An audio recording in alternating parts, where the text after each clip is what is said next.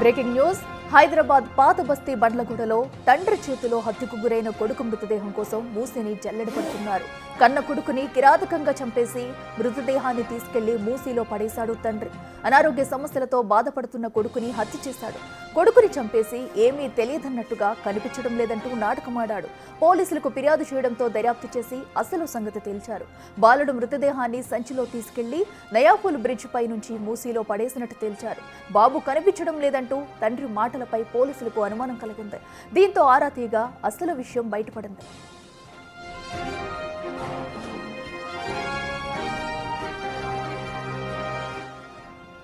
బండ్లగూడ పోలీసులతో పాటు హైడ్రా, ఎస్డీఆర్ఎఫ్ సిబ్బంది మూసీలో బాలుడు మృతదేహం కోసం గాలింపు చర్యలు చేపట్టారు. నిన్న రాత్రంతా మూసీ నదిలో గాలించిన పోలీసులకు మృతదేహం లభించలేదు. ఈ రోజు మరోసారి మూసీ నదిలో గాలిస్తున్నారు.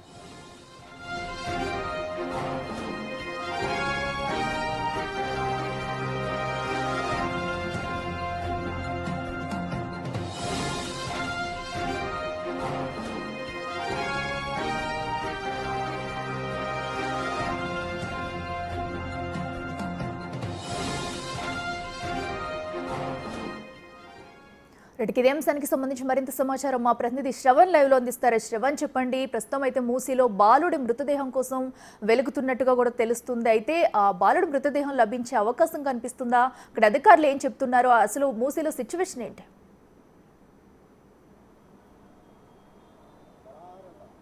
మూడేళ్ల బాలుడిని తన తండ్రి నయాపూల్ బ్రిడ్జ్ నుంచి మూసీలో పడేయడంతో ప్రస్తుతం డిఆర్ఎఫ్కి సంబంధించిన సిబ్బంది ఆ మృతదేహం కోసం గాలింపు చర్యలు చేపడుతున్నారు. నిన్న రాత్రి వరకు గాలింపు చర్యలు కొనసాగాయి. అయితే వాటర్ ఫ్లో అనేది అధికంగా ఉండడంతో ఇప్పటి వరకు ఆ వాటర్ ఫ్లో సర్చ్ ఆపరేషన్ అనేది కొంత బ్రేక్ పడింది. సర్చ్ ఆపరేషన్ కొంత బ్రేక్ పడింది. ఇప్పుడు మళ్ళీ ఉదయం నుంచి సర్చ్ ఆపరేషన్ అనేది కొనసాగుతుంది. మొదటగా మిస్సింగ్ కంప్లైంట్ పోలీసులు ఫైల్ చేశారు.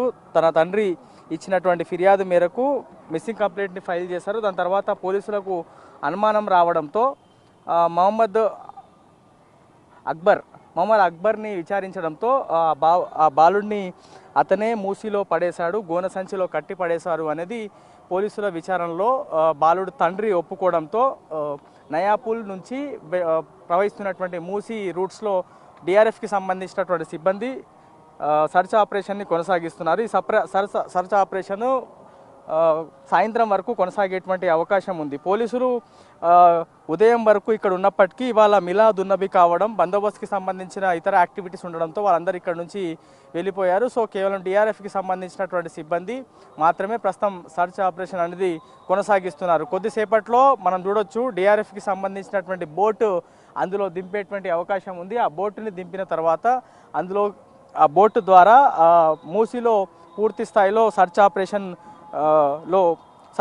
కొనసాగేటువంటి అవకాశం. ఓవరాల్గా మాత్రం ఆ పసి బాలుడిని చంపినటువంటి తండ్రి పైన ఇప్పటికే పోలీసులు కేసు నమోదు చేశారు. మరోవైపు గోనె సంచితో కూడినటువంటి ఆ డెడ్ బాడీ దొరుకుతుందా లేదా అనేది అనుమానంగా మారింది. ఎందుకంటే మూసీ అనేది చాలా ఉధృతంగా ప్రవహిస్తుండే.